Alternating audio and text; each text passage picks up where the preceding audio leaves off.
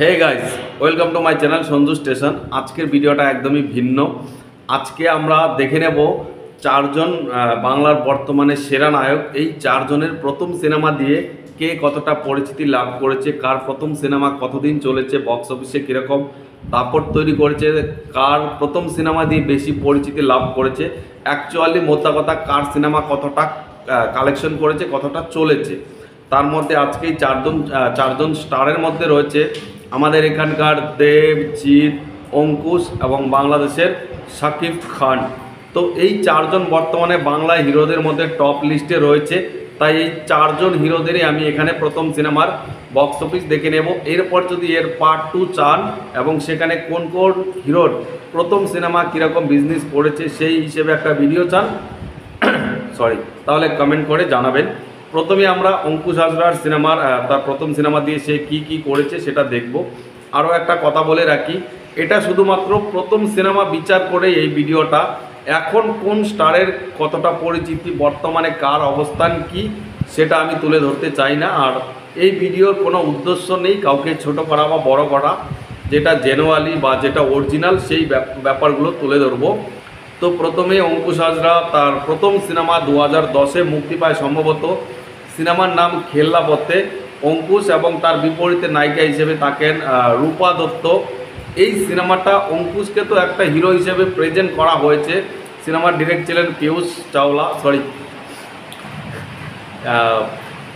পিয়ুষ ছিলেন। তো তিনি এই সিনেমাটাকে ডিরেক্ট করেছিলেন। তবে এই সিনেমাটা কিন্তু কোনোভাবে একটা হিট সিনেমা নয়। সকালে লেগেছে, বিকালে উঠে গেছে হল থেকে।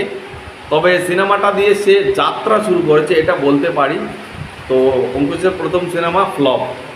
তারপর আমরা যদি দেখি দেবের প্রথম সিনেমা 2006 সালে, সম্ভবত 2006 সালে তার প্রথম সিনেমা মুক্তি পায়। সিনেমার নাম ছিল অগ্নি শপথ। সিনেমাতে দেবের বিপরীতে ছিলেন তখনকার সময়ের হিট নায়িকা রচনা ব্যানার্জি। দেব এবং রচনার এই জুটি কোনোভাবেই দর্শক অ্যাকসেপ্ট করেনি এবং প্রথম সিনেমা সুপার ফ্লপ।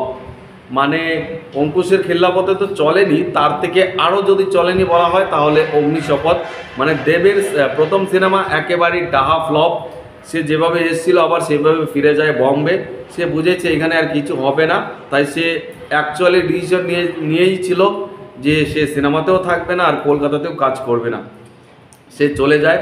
প্রায় 2 বছর পর তাকে আবার SBF আই লাভ ইউ সিনেমার নামে ডাকে। যাই হোক, আমি সেই ব্যাপারটা বলছি না এখানে। প্রথম সিনেমা দেবের ডাহা ফ্লপ। তারপরে যদি আমরা বাংলাদেশের শাকিব খানের ব্যাপারটা তুলে ধরি, তাহলে আমি যদি ভুল না করি তার প্রথম সিনেমা মুক্তি পায় 1999 সালে। সিনেমার নাম ছিল অনন্ত ভালোবাসা। এই সিনেমাতে শাকিবের বিপরীতে ছিল নারিন নামে একটি হিরোইন। যদিও আমি হিরোইনের নামটা উচ্চারণে ভুল করতে পারি, তাহলে কমেন্টে জানাবেন নারিন না নরিন। তো সেই সিনেমাটা বক্স অফিসে কীরকম করেছে দেখুন। শাকিব কিন্তু এই সিনেমা দিয়ে খুব বেশি যে পরিচিতি লাভ করেছে তা কিন্তু নয়। তবে আমি কিছু সোশ্যাল মিডিয়ায় বা আমি অনেক জায়গায় সার্চ করে দেখলাম এই সিনেমার 3টা ভার্ডিক্ট দেখাচ্ছে। মানে আমি নিজেই কনফিউজ যে এর ভার্ডিক্টটা কী। এক জায়গায় দেখলাম যে অনন্ত ভালোবাসা অ্যাভারেজ কালেকশন করেছে, আবার এক জায়গায় দেখলাম যে ফ্লপ করেছে, আবার এক জায়গায় দেখলাম যে হিট করেছে। মানে আপনারা আমাকে কমেন্টে জানাবেন যে সত্যি সত্যি এই অনন্ত ভালোবাসা মানে শাকিব খানের প্রথম সিনেমাটা অ্যাভারেজ ফ্লপ নাকি হিট ছিল। কারণ 3টা ভার্ডিক্ট পেয়েছি। আমি তো মন গড়া একটা ভার্ডিক্ট দিতে পারি না, আর বাংলাদেশের সম্পর্কে আমার এতটাও আইডিয়া নেই। তবে আমি মনে করি যেহেতু অ্যাভারেজ ফ্লপ এই জিনিসগুলো রয়েছে, তার মানে সিনেমাটা যদি হিটও করে থাকে তাহলে খুব বড়সড় হিট করতে পারেনি, হয়তো বা টেনে টুনে হিট তকমা পেতে পারে। আমার আইডিয়া নেই, আপনারা কমেন্টে জানাবেন। পরবর্তী যেই ব্যাপারটা বলবো সেটা হলো জিৎ। টলিউডের বস জিতের প্রথম যাত্রা শুরু হয় তেলেগু ইন্ডাস্ট্রিতে। সেই ব্যাপার আমি এখানে বলছি না। সে তেলেগু, বলিউড অনেক জায়গায় কাজ করেছে, বাট বাংলা সিনেমায় তার প্রথম সিনেমা সাথী 2002 সালে মুক্তিপ্রাপ্ত একটি হিস্ট্রিক্যাল সিনেমা। যেই সিনেমা দিয়ে সে রাতারাতি হয়ে যায় সুপারস্টার। মানে এরকম খুব কম স্টারের সঙ্গেই ঘটে প্রথম সিনেমা দিয়েই সুপারস্টার তকমা অর্জন করা। সেটা জিৎ করেছিল। জিতের সাথী যখন হরনাথ চক্রবর্তী মেকিং করে, তার প্রথম চয়েস ছিল প্রসেনজিৎ চ্যাটার্জি। প্রসেনজিৎ চ্যাটার্জি কলেজের সেই রোল করতে চায় না, কারণ তার বয়সের সঙ্গে সেটা যাবে না, বা সে অন্য কোনো সিরিয়ালও ব্যস্ত ছিল, তাই সে সময় দেয়নি। সে বলেছিল হরনাথ চক্রবর্তীকে নতুন কাউকে দিয়ে করাতে। তখন এসবিএফ এবং হরনাথ চক্রবর্তী চয়েজে চলে আসে জিৎ, আর জিৎ এই সিনেমা করে রাতারাতি হয়ে যায় সুপারস্টার।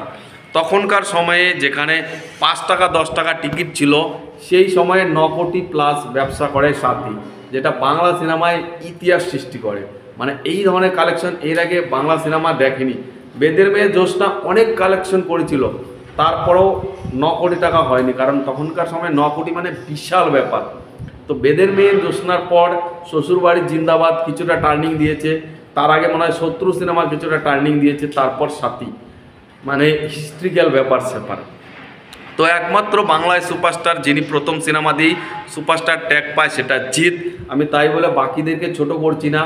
দেবের প্রথম সিনেমা ফ্লপ করতে পারে, কিন্তু আজকে দেবের অবস্থান দেখুন কোন জায়গায় এসে দাঁড়িয়েছে। শাকিব খানের প্রথম সিনেমা অ্যাভারেজ হোক বা হিট হোক, বাট বর্তমানে শাকিব খান মানেই বাংলাদেশের শেষ কথা। অঙ্কুশ সে তার খেলাপথে চলেনি, কিন্তু আজকে সে মোটামুটি একটা পর্যায়ে রয়েছে। দেবজিতের পরে অঙ্কুশের নাম নেওয়া হয়। তো জিৎ শুরুতেও সুপারস্টার ছিল, এখনও সুপারস্টারই রয়েছে।